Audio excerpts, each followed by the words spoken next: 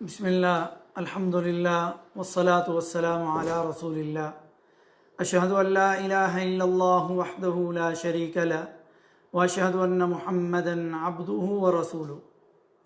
محترم ناظرین، یہ ربیع الاول کا مہینہ شروع ہو چکا ہے۔ پیارے نبی صلی اللہ علیہ وآلہ وسلم کی ولادت باسعادت، آپ کی آمد اس مہینے میں ہوئی، اور یہی وہ مہینہ ہے جس مہینے میں پیارے نبی صلی اللہ علیہ وآلہ وسلم اس دنیا سے اپنے رب کے پاس چلے گئے اور اپنے صحابہ کرام کو، اپنے امت کو غمزدہ چھوڑ گئے۔ یہ وہ مہینہ ہے جس مہینے میں 12 ربیع الاول والے دن صحابہ کہتے ہیں کہ ایسا غمگین ناک منظر نہ ہم نے آج سے پہلے دیکھا تھا، نہ قیامت تک کوئی اتنا غمگین ناک منظر کوئی دیکھ سکتا ہے جیسا نبی صلی اللہ علیہ وآلہ وسلم کی وفات، آپ کی جدائی کی وجہ سے مدینہ کا، صحابہ کا ہوا۔ تو پیارے نبی صلی اللہ علیہ وآلہ وسلم کی آمد، آپ صلی اللہ علیہ وسلم کے کچھ حقوق بھی ہیں ہمارے اوپر جو اس مہینے میں بیان نہیں کیے جاتے۔ اس مہینے میں جھنڈیاں تو لگائی جاتی ہیں، جشن تو منائے جاتے ہیں، اسٹیج پر چڑھ کر کے لڑکی لڑکا اسکول کے اندر پیچھے جشن عید میلاد النبی کا بینر لگا کے ناچتے اور گانے تو گاتے ہیں، نعوذ باللہ، جو آپ کی تعلیمات کے 100% نہیں 101% خلاف ہیں، لیکن کوئی اس پہ بولنے والا نہیں۔ لیکن امت پر نبی صلی اللہ علیہ وسلم کے کئی حقوق ہیں۔ ان حقوق میں پہلا حقوق یہ ہے کہ پیارے نبی صلی اللہ علیہ وآلہ وسلم کو اللہ تعالیٰ کا بندہ اور رسول ماننا، اور یہی وہ بات ہے جو کلمہ شہادت کے اندر ہم اقرار کرتے ہیں مسلمان ہوتے وقت، اشہد ان لا الہ الا اللہ، میں گواہی دیتا ہوں کہ اللہ کے سوا کوئی عبادت کے لائق نہیں، واشہد ان، اور میں گواہی دیتا ہوں بے شک محمدً عبدہ ورسولہ، کہ بے شک محمد صلی اللہ علیہ وآلہ وسلم عبدہ، اس اللہ کے بندے ہیں، ورسولہ، اور اس اللہ کے رسول ہیں۔ یعنی دو چیزیں دوسرے حصے میں ہیں، ایک اللہ کا بندہ ماننا اور ایک اللہ کا رسول ماننا۔ مکہ کے لوگ جب پیارے نبی صلی اللہ علیہ وسلم نے نبوت کا اعلان کیا تو وہ نبی صلی اللہ علیہ وسلم کو اللہ کا بندہ مانتے تھے، مگر رسول ماننے کے لیے تیار نہیں تھے۔ کیوں؟ کیونکہ وہ یہ سمجھتے تھے کہ جو بندہ ہو وہ رسول نہیں ہو سکتا۔ اگر اس کو رسول ہونا تھا تو اللہ تعالیٰ کوئی فرشتہ بھیجتے، کوئی جن بھیجتے، کوئی اور مخلوق ہوتی۔ ہم میں سے ہی ہمارا پوتا دوتا، ہمارا رشتہ دار، ہمارا بھتیجا وغیرہ، یہ کیسے نبی ہو سکتا ہے؟ کیونکہ یہ تو ہم جیسا ہے، نبی ہے، ہم جیسا انسان ہے، اور انسان نبی نہیں ہو سکتا۔ اس لیے ہر انسان کو مسلمان ہوتے وقت یہ بات دہرانی پڑتی ہے، کوئی یہ گواہی دے کہ محمد صلی اللہ علیہ وسلم اللہ کے بندے بھی ہیں اور اللہ کے رسول بھی ہیں۔ اور قرآن پاک نے سورۃ التغابن کی 8 نمبر آیت میں فرمایا فَآمِنُوا بِاللَّهِ وَرَسُولِهِ، لہذا تم اللہ پر، اس کے رسول پر ایمان لاؤ، وَالنُّورِ الَّذِي أَنزَلْنَا، اور اس نور پر یعنی اس قرآن پر ایمان لاؤ جو ہم نے نازل کیا ہے، وَاللَّهُ بِمَا تَعْمَلُونَ خَبِيرٌ، اور تم جو کچھ کرتے ہو اللہ تعالیٰ اس سے باخبر ہے۔ اور اسی طرح اللہ تعالیٰ نے سورۃ الاعراف کی 158 نمبر آیت میں فرمایا قل، اے میرے نبی فرما دیجئے، یا ایہا الناس، اے دنیا جہاں کے لوگو، انی رسول اللہ الیکم جمیعا، میں آسمانوں و زمین کی تم سب کے سب یہ مان لو کہ میں اللہ کا رسول تمہاری طرف ہوں، الذی لہ ملک السماوات والارض، جو آسمانوں اور زمین کی سلطنت کا مالک ہے، لا الہ الا ہو، اس کے بغیر کوئی معبود نہیں، ہوا یحیی و یمیت، وہی زندہ کرتا ہے وہی مارتا ہے، فآمنوا باللہ ورسولہ، لہذا اللہ اس کے رسول النبی الامی، نبی امی پر ایمان لاؤ، الذی یؤمن باللہ وکلماتہ، واتبعوہ لعلکم تہتدون۔ جو اللہ اس کے ارشادات پر ایمان لاتا ہے اور اس کی اتباع کرتا ہے تو ہدایت اسی کے لیے، وہی ہدایت پا سکتا ہے۔ لہذا نبی کریم صلی اللہ علیہ وسلم کی نبوت و رسالت پر ایمان لانا اور آپ جو دین لے کر کے آئے اسے سچے دل سے قبول کرنا، یہ فرض ہے، لازمی ہے، واجب ہے، کیونکہ اسی پر انسان کی نجات موقوف ہے۔ یاد رہے کہ پیارے نبی صلی اللہ علیہ وسلم نے آپ کو دیکھنے یاد رہے کہ آقا حضرت صلی اللہ علیہ وسلم نے آپ کو دیکھنے کے بعد آپ پر ایمان لانے والوں کو ایک مرتبہ بشارت دی۔ یاد رہے کہ پیارے نبی صلی اللہ علیہ وسلم کو جس نے دیکھا، آپ صلی اللہ علیہ وسلم نے ان کو ایک بار بشارت دی، اور جنہوں نے آپ کو نہیں دیکھا بغیر دیکھے ایمان لائے، یعنی صحابہ کے بعد والے لوگ، آپ صلی اللہ علیہ وسلم نے ان کو 7 مرتبہ بشارت دی۔ جیسا کہ حضرت ابو امامہ رضی اللہ تعالیٰ عنہ بیان کرتے ہیں کہ رسول اللہ صلی اللہ علیہ وسلم نے فرمایا، طوبی لمن رآنی وآمن بی، خوشخبری ہے اس شخص کے لیے جس نے مجھے دیکھا اور مجھ پر ایمان لایا، وطوبی 7 مرات لمن لم یرانی وآمن بی، اور 7 مرتبہ خوشخبری ہے اس شخص کے لیے جس نے مجھے دیکھا تو نہیں لیکن مجھ پر ایمان لایا۔ یہ سلسلہ صحیحہ کی 1241 نمبر حدیث ہے، اور آپ جانتے ہیں کہ یہ کتاب کا نام ہی صحیح ہے، تو اس کے اندر ساری صحیح حدیثیں ہیں۔ اور حضرت ابو ہریرہ رضی اللہ تعالیٰ عنہ کا بیان ہے کہ رسول اللہ صلی اللہ علیہ وسلم نے ارشاد فرمایا، والذی نفس محمد بیدہ لا يسمع بی احد من هذه الامہ یہودی ولا نصرانی ثم يموت ولم يؤمن بالذي ارسلت به الا كان من اصحاب النار۔ صحیح مسلم کی 153 نمبر حدیث ہے۔ آپ صلی اللہ علیہ وسلم نے فرمایا، اس ذات کی قسم ہے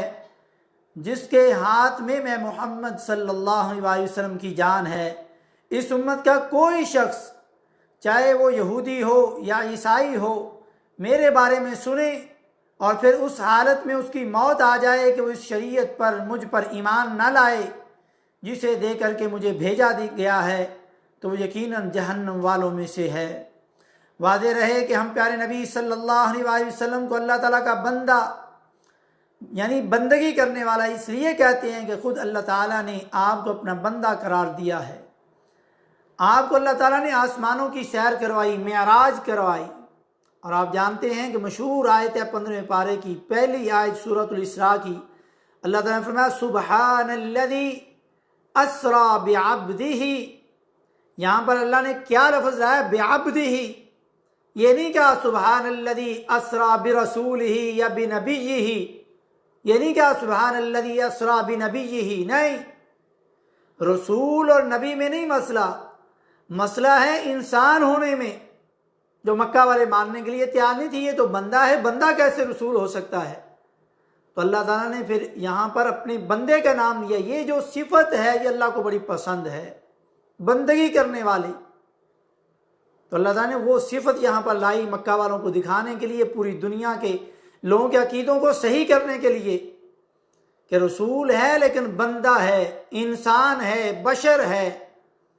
فرمایا سبحان الذی، پاک ہے وہ ذات، اسری بعبدہ لیلا من المسجد الحرام الی المسجد الاقصی، جس نے اپنے بندے کو رات کے کچھ حصے میں مسجد حرام سے مسجد اقصی تک کی سیر کروائی۔ اور خود رسول اللہ صلی اللہ علیہ وسلم کا ارشاد ہے، انما انا عبد، بے شک میں اللہ کا بندہ ہوں، فقولوا عبد اللہ ورسولہ، بس مجھے اللہ کا بندہ اور اللہ کا رسول کہو۔ صحیح بخاری کی حدیث ہے۔ تو ہمیں پیارے نبی صلی اللہ علیہ وسلم کو وہی مقام اور مرتبہ دینا ہوگا جس کا ہمیں اللہ تعالیٰ نے حکم دیا، جس کا طریقہ ہمیں رسول اللہ صلی اللہ علیہ وسلم نے بتایا۔ اور جب ہم رسول اللہ صلی اللہ علیہ وسلم کو اللہ کا بندہ مانیں گے رسول کے ساتھ، تو اللہ کے اور اس نبی کے درمیان میں فرق واضح ہو جائے گا، اور جس طرح لوگ آپ کی تعریف میں مبالغہ آرائی کر کے آپ کو اللہ تعالیٰ کے مقام تک پہنچا دیتے ہیں، اس کی بھی نفی ہو جائے گی، جس کی آگے بھی بات آئے گی۔ دوسرا امت پر حق یہ ہے، یعنی یہ آپ کے ذہن میں بات واضح ہو گئی کہ یہ نبی جو ہیں یہ بندے ہیں، انسان ہیں، بشر ہیں۔ قل انما انا بشر مثلکم، اے میرے نبی، یہاں بھی قل کہا، اور میں عام طور پر کہتا ہوں جہاں بھی لفظ قل ہے وہاں پر عقیدے کی بات ہے، کوئی ایسی بات ہے جو امت میں اختلاف ہو سکتا تھا، تو اللہ تعالیٰ نے پورے کا پورا قرآن نبی کی زبان سے کہلوایا، پہنچایا۔ لیکن جہاں پر لفظ قل لگایا وہاں پر یوں سمجھ لیجئے امت پر یہ چیز اور واضح کرنے کے لیے کہ میرے نبی آپ اپنی زبان اقدس سے بتا دیجئے، یہ فرما دیجئے، یہ لوگوں کو سمجھا دیجئے، انما انا بشر مثلکم، کہ میں تمہاری طرح کا ایک انسان ہوں۔ لیکن تمہاری طرح کا انسان کیا ہے؟ یوحی الی انما الہکم الہ واحد، لیکن میرے اور تمہارے درمیان جو فرق ہے وہ رتبے اور مقام کا ہے کہ اللہ نے میرے اوپر وحی نازل کی کہ اللہ کے سوا کوئی عبادت کے لائق نہیں۔ یہ جو فرق ہے اس فرق کو کوئی نہیں پہنچ سکتا۔ لیکن جس طرح تم سوتے ہو میں بھی سوتا ہوں، تم اٹھتے ہو میں بھی اٹھتا ہوں، تم شادیاں کرتے ہو میں بھی شادی کرتا ہوں، تمہیں تکلیف ہوتی ہے مجھے بھی، تمہیں بخار اور مرض لاحق ہوتا ہے مجھے بھی، تمہیں واش روم جانے کی حاجت ہوتی ہے مجھے بھی، شادی اور بچوں کی، یعنی جو ایک انسان کے ساتھ تمام حاجات ہیں وہ ساری کی ساری میرے ساتھ بھی ہیں، لیکن میرے مقام، عزت اور شرف اور مرتبے میں جو فرق ہے وہ اللہ کے بعد سب سے بڑا میرا مقام ہے۔ تو آئیں دوسرا طریقہ اور امت کا، نبی صلی اللہ علیہ وسلم کا جو حق ہے امت پر، اس کو دیکھیں کہ آپ صلی اللہ علیہ وسلم کی عزت، عظمت، تعظیم اور توقیر کرنا۔ پیارے نبی صلی اللہ علیہ وسلم کی تعظیم دل و جان سے کی جائے، آپ کا احترام کیا جائے، دل سے بھی، زبان سے بھی اور عمل جوارح سے بھی۔ اور اس لیے آپ صلی اللہ علیہ وسلم کی حیات مبارکہ میں آپ صلی اللہ علیہ وسلم کو نام کے ساتھ پکارنے یا آپ صلی اللہ علیہ وسلم کی موجودگی میں بلند آواز سے گفتگو کرنے سے صحابہ کرام رضوان اللہ علیہم اجمعین کو منع کر دیا گیا، اور انہیں آپ صلی اللہ علیہ وسلم کا احترام کرنے کی سختی سے تلقین کی گئی۔ چنانچہ اللہ تعالیٰ نے فرمایا لا تجعلوا دعاء الرسول بینکم کدعاء بعضکم بعضا،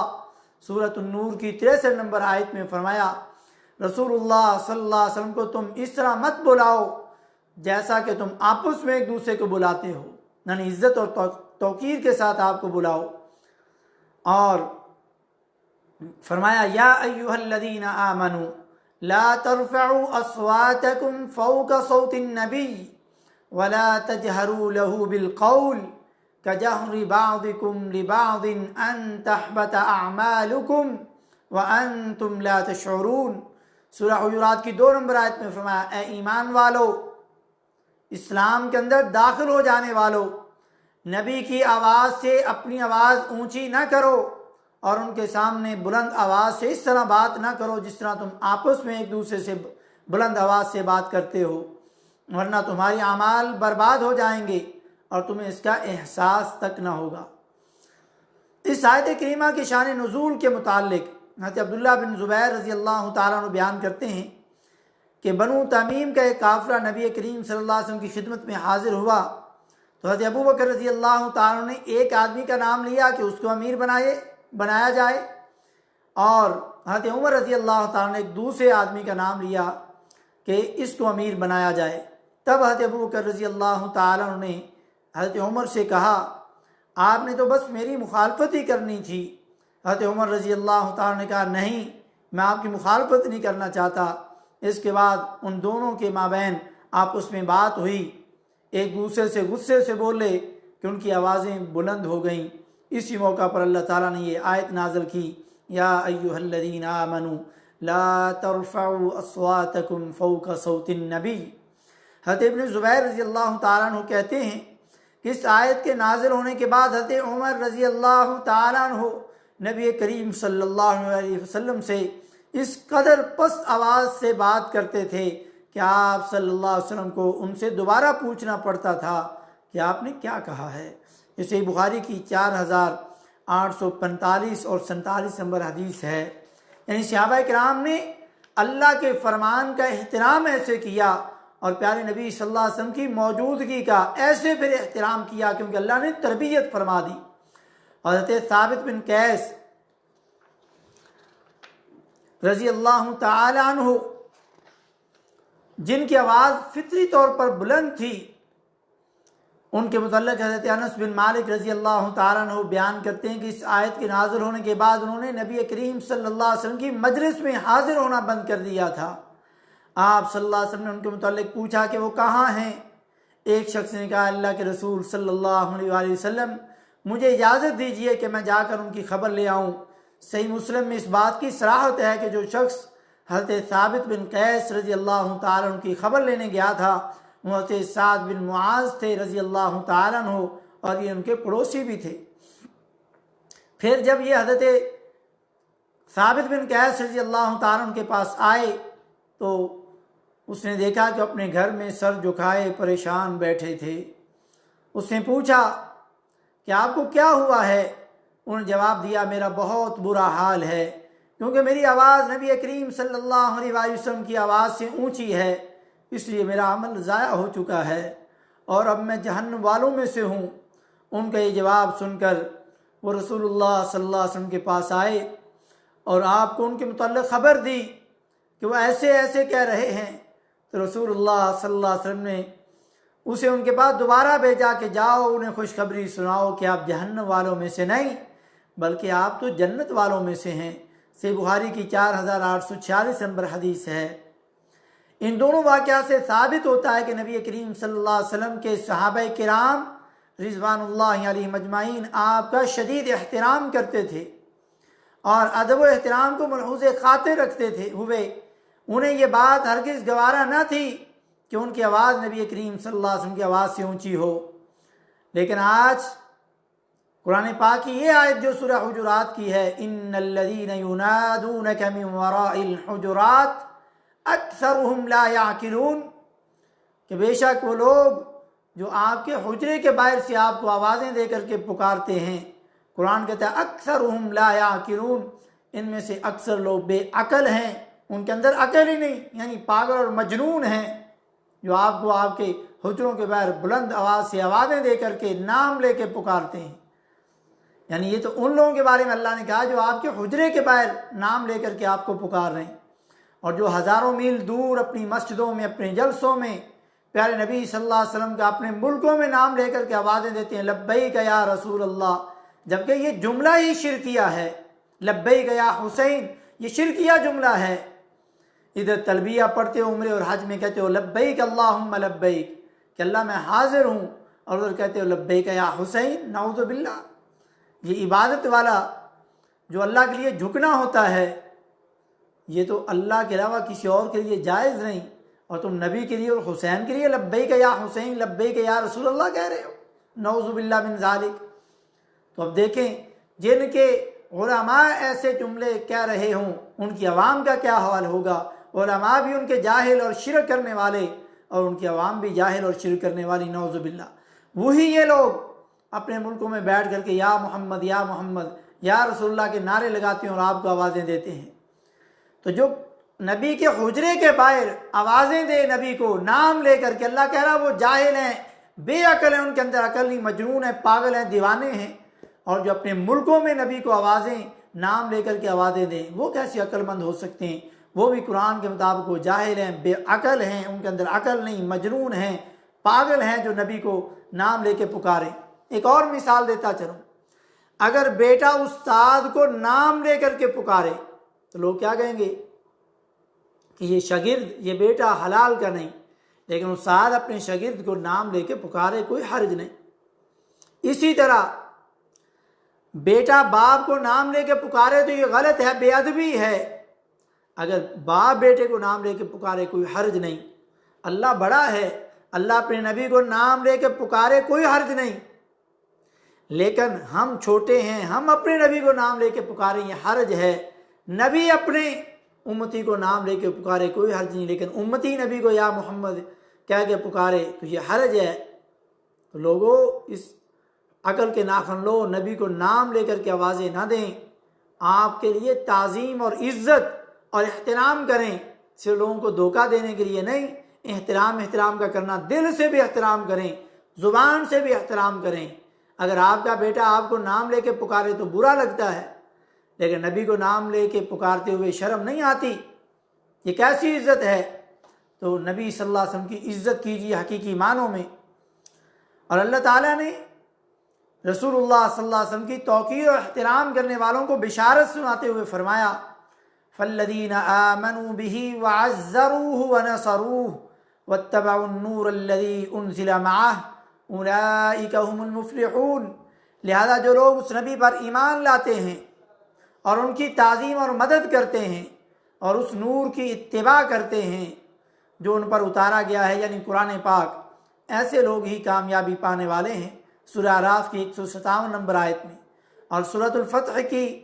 8 اور 9 نمبر آیت میں فرمایا انا ارسلناک شاہدا ومبشرا ونذیرا لتؤمنوا باللہ ورسولہ وتعزروہ وتوقروہ وتسبحوہ بکرۃ واصیلا۔ یقیناً ہم نے تجھے گواہی دینے والا، خوشخبری سنانے والا اور ڈرانے والا بنا کر بھیجا ہے تاکہ اے مسلمانوں تم اللہ اس کے رسول پر ایمان لاؤ اور اس کی مدد کرو اور اس کا ادب کرو اور صبح و شام اس اللہ کی تسبیح بیان کرو۔ محترم اسلامی بھائیوں، یہ بات یاد رکھو کہ آپ صلی اللہ علیہ وسلم کی تعظیم کا لازمی تقاضا یہ ہے کہ آپ صلی اللہ علیہ وسلم نے جو دین امت تک پہنچایا اسے کامل تصور کیا جائے اور اس میں کسی قسم کی کمی بیشی کو درست نہ سمجھا جائے، اور آپ صلی اللہ علیہ وسلم نے جن کاموں کے کرنے کا حکم دیا ان پر عمل کیا جائے، جن کاموں سے منع کیا ان سے پرہیز کیا جائے، آپ کی سنت مبارکہ کو زندہ کیا جائے، آپ صلی اللہ علیہ وسلم کی دعوت توحید کو خوب پھیلایا جائے، شرک و بدعات کے خلاف جہاد کیا جائے، جیسے نبی صلی اللہ علیہ وسلم نے اس توحید کی خاطر پتھر کھائے، آپ بھی اس توحید کو واضح کر کے امت تک پہنچائیں۔ آپ صلی اللہ علیہ وسلم کی سیرت کو اپنایا جائے، آپ صلی اللہ علیہ وسلم کی طرف جھوٹی اور من گھڑت باتوں کو منسوب نہ کیا جائے۔ اس موضوع کی مناسبت سے یہ بات اچھی طرح ذہن نشین کر لینی چاہیے کہ پیارے نبی صلی اللہ علیہ وسلم کی تعظیم اللہ تعالیٰ اور اس کے رسول صلی اللہ علیہ وسلم کی مقرر کردہ حدود سے تجاوز نہ کریں، کیونکہ انہی حدود کے اندر رہتے ہوئے آپ صلی اللہ علیہ وسلم کی تعظیم تو بجا ہے بلکہ ایمان کا حصہ ہے اور ایک نیک ترین عمل ہے، لیکن ان سے تجاوز کرنا قطعاً درست نہیں ہے۔ پیارے نبی صلی اللہ علیہ وسلم نے فرمایا لا تطرونی کما اطرت النصارى ابن مریم انما انا عبد فقولوا عبد اللہ ورسولہ، کہ میری تعریف اور تعظیم میں حد سے تجاوز نہ کرو، جیسا کہ نصارہ نے عیسیٰ بن مریم علیہ السلام کی تعریف و تعظیم میں حد سے تجاوز کیا۔ میں تو محض ایک بندہ ہوں، لہذا تم مجھے اللہ کا بندہ اور اللہ کا رسول تصور کرو۔ صحیح بخاری کی حدیث ہے۔ اس حدیث سے ثابت ہوا کہ آپ صلی اللہ علیہ وسلم کو اختیارات کا مالک تصور کرنا جو صرف اللہ تعالیٰ کے پاس ہیں، مثلا آپ صلی اللہ علیہ وسلم کو حاجت روا یا مشکل کشا یا غوث اعظم تصور کرنا یہ حرام ہے، اور آپ صلی اللہ علیہ وسلم کے احترام اور تعظیم پہ جو حد کر دی گئی ہے، مقرر کر دی گئی ہے، اس سے تجاوز کرنا ہے۔ اللہ تعالیٰ نے سورہ اعراف کے 188 نمبر آیت میں فرمایا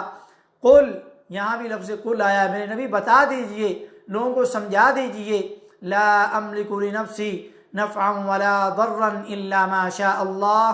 ولو كنت اعلم الغیب لاستكثرت من الخیر وما مسنی السوء ان انا الا نذیر وبشیر لقوم یؤمنون۔ کہہ دیجئے مجھے تو خود اپنے نفع و نقصان کا اختیار بھی نہیں ہے، مگر اللہ ہی جو چاہتا ہے وہی ہوتا ہے، اور اگر میں غیب جانتا ہوتا تو بہت سی بھلائیاں حاصل کر لیتا اور مجھے کوئی تکلیف نہ پہنچتی۔ میں تو محض ایک ڈرانے والا اور بشارت دینے والا ہوں ان لوگوں کو جو ایمان لائے ہیں۔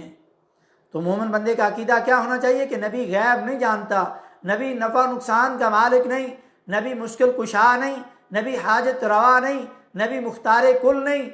تو یہ عقیدے قرآن نے بیان کر دیے ہیں۔ نبی غوث اعظم نہیں، غوث اعظم صرف اللہ ہے۔ لوگوں نے تو نبی کے امتی کو، حضرت پیر عبدالقادر جیلانی کو غوث اعظم بنا دیا، نعوذ باللہ۔ اور نیز فرمایا سورہ نام کی 50 نمبر آیت میں قُلْ لَا أَقُولُ لَكُمْ عِنْدِي خَزَائِنُ اللَّهِ وَلَا أَعْلَمُ الْغَيْبَ وَلَا أَقُولُ لَكُمْ إِنِّي مَلَكٌ إِنْ أَتَّبِعُ إِلَّا مَا يُوحَىٰ إِلَيَّ قُلْ هَلْ يَسْتَوِي الْأَعْمَىٰ وَالْبَصِيرُ افلا تتفکرون، آپ ان سے کہیے کہ میں یہ نہیں کہتا کہ میرے پاس اللہ کے خزانے ہیں۔ اور نبی کو خزانوں کا مالک سمجھنے والوں، سورہ انعام کی یہ 50 نمبر آیت پڑھ لو، یہاں بھی کل کہہ کر کے اللہ نبی سے کہہ رہا ہے کہ لوگوں کو بتا دیجئے میرے پاس اللہ کے خزانے نہیں ہیں، ولا اعلم الغیب، اور نہ میں غیب جانتا ہوں، ولا اقول لکم انی ملک، اور نہ میں تمہیں کہتا ہوں میں فرشتہ ہوں، ان اتبع الا ما یوحی الی، بلکہ میں اس چیز کی اتباع اور پیروی کرنے والا ہوں جو اللہ میرے اوپر وحی فرماتا ہے۔ قل هل يستوي الاعمى والبصير افلا تتفکرون، آپ ان سے پوچھئے کیا نبینا اور بینا برابر ہو سکتے ہیں؟ دیکھنے والے اور اندھے برابر ہو سکتے ہیں؟ پھر تم کیوں نہیں سوچتے؟ تم لوگ کیوں نہیں سوچتے؟ تو میرے پیارے بھائیوں غور کیجئے، آج یہ جو دو حق ہم نے پیارے نبی صلی اللہ علیہ وسلم کے جو ہمارے اوپر امت پر ہے ان کو سامنے رکھا، ان پر غور کیجئے۔ اللہ کا بندہ اور رسول ماننا اور آپ کی عزت اور توقیر کرنا، پھر انشاءاللہ تیسرا، چوتھا، پانچواں، چھٹا یہ حق ایک دن چھوڑ کے انشاءاللہ بیان کیا جائے گا۔ اللہ رب العزت ہمیں پیارے نبی صلی اللہ علیہ وآلہ وسلم کی پیروی کرنے کی، آپ کی اتباع کرنے کی توفیق نصیب فرمائے۔ جو باتیں آپ صلی اللہ علیہ وسلم سے صحیح ثابت ہوں ان پر عمل کرنے والا ہو، آپ صلی اللہ علیہ وسلم کی عزت اور توقیر حد سے تجاوز کرنے والے نہ ہوں، غلو نہ کریں۔ اللہ رب العزت ہمیں سمجھنے کی توفیق نصیب فرمائے۔ سبحان ربک رب العزت عما یصفون وسلام علی المرسلین والحمد للہ رب العالمین، وصلی اللہ تعالی علی خیر خلقہ محمد وعلی آلہ واصحابہ اجمعین۔